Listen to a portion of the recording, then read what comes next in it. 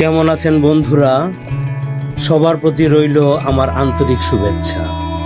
আজ আমরা এসেছি আদি ঢাকার দুইটি ঐতিহাসিক স্থাপনা দেখার জন্য। একটি হলো বিউটি বোর্ডিং, অপরটি হলো বুলবুল ললিতকলা একাডেমি।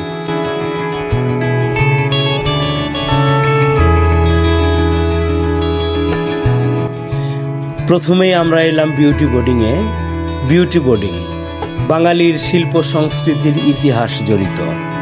বাংলা সাহিত্য সংস্কৃতির গুণী মানুষের আড্ডার কেন্দ্রস্থল ছিল এক সময়। 1949 সালে দুই ভাই প্রহ্লাদ চন্দ্র সাহা ও নলিনী মোহন সাহা এই বাড়িতে গড়ে তোলেন বিউটি বোর্ডিং। নলিনী মোহনের বড় মেয়ে বিউটির নামেই এর নামকরণ করা হয়।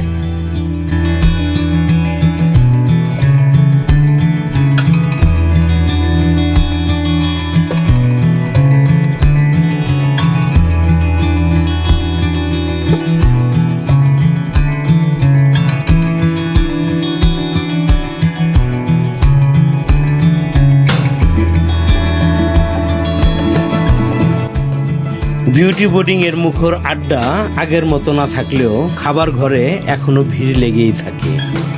নগরের ভোজন রসিকরা এখানে ছুটে আসেন। সকাল, দুপুর, সন্ধ্যা, রাত্রে সবসময়ই খাবার পাওয়া যায়।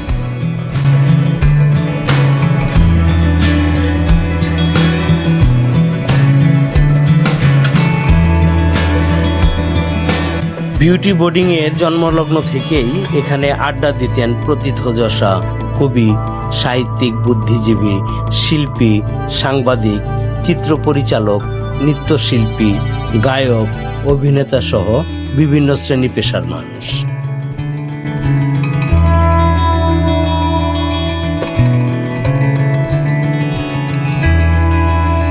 দর্শক, এখানে আসা যাওয়া ছিল কবি শামসুর রহমান, ফজলে লোহানী, আবু হানা মোস্তফা কামাল, রণেশ দাশগুপ্ত, ব্রজেন দাস, সমরজিৎ রায় চৌধুরী, আহমেদ শফা, সঙ্গীত পরিচালক সত্য সাহা, ডক্টর মুনতাসির মামুন, ফতেহ লোহানী, জহির রায়হান, খান আতা, সমর দাস, সৈয়দ শামসুল হক, গোলাম মুস্তফা, নির্মলেন্দু গুণ, আসাদ চৌধুরী, শফিক রহমান, জুয়েল আইচ সহ আরও অনেকের। জানা যায় বঙ্গবন্ধু শেখ মুজিবুর রহমান ও নেতাজি সুভাষচন্দ্র বসুও এখানে এসেছিলেন।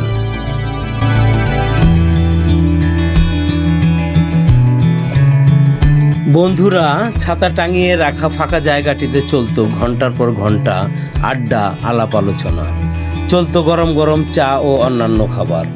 এখনো মাঝে মাঝে কিছু সংস্কৃতি মনা মানুষ এখানে এসে বসে গল্প করে।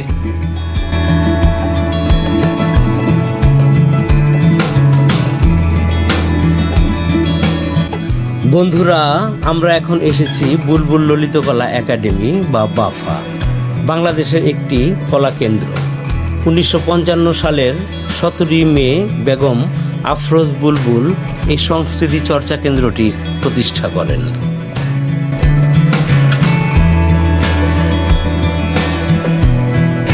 আন্তর্জাতিক খ্যাতিসম্পন্ন নৃত্যশিল্পী বুলবুল চৌধুরীর নামানুসারে এ প্রতিষ্ঠানটির নামকরণ করা হয়েছে। দেশীয় সংস্কৃতির লালন ও বিকাশের লক্ষ্যেই মূলত প্রতিষ্ঠা করা হয়েছিল সংস্কৃতি চর্চার কেন্দ্রবিন্দু এই প্রতিষ্ঠান।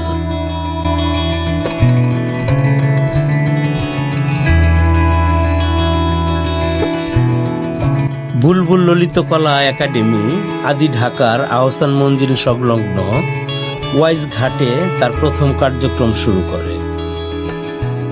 ওয়াইজ হাউস নামে পরিচিত একটি ঐতিহ্যবাহী প্রাচীন ভবনে এর প্রধান ক্যাম্পাস। প্রায় 1 বিঘা জমির উপর এর ক্যাম্পাসটি স্থাপিত।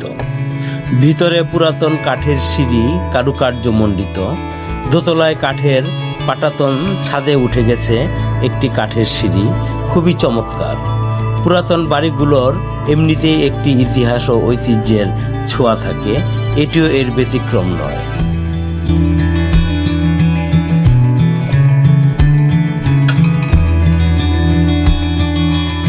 বন্ধুরা, শুদ্ধ সংস্কৃতি চর্চার এক অনন্য প্রতিষ্ঠান এই বাফা। এই প্রতিষ্ঠানের অনুমোদিত বিভিন্ন জায়গায় শাখা রয়েছে। আমাদের ভবিষ্যৎ প্রজন্মের জন্য দেশীয় সংস্কৃতি চর্চার এক অভূতপূর্ব সুযোগ তৈরি করেছে এই বাফা। বাংলাদেশের প্রতিষ্ঠিত অনেক গুণী শিল্পীরই সৃষ্টি হয়েছে এই বাফায়।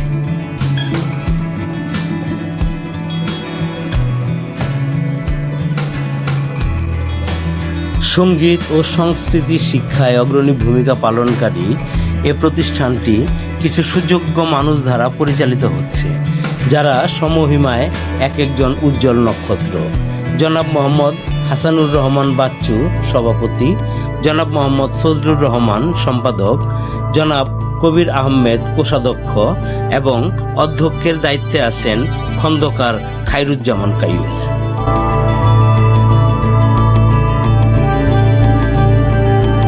বন্ধুরা, স্বাধীন বাংলাদেশের স্বাধীনতা থেকে এ পর্যন্ত শিল্প সংস্কৃতি বিকাশে যাদের অবদান, বোধহয় তাদের সিংহভাগেরই স্মৃতি বিজড়িত এই দুই প্রতিষ্ঠান।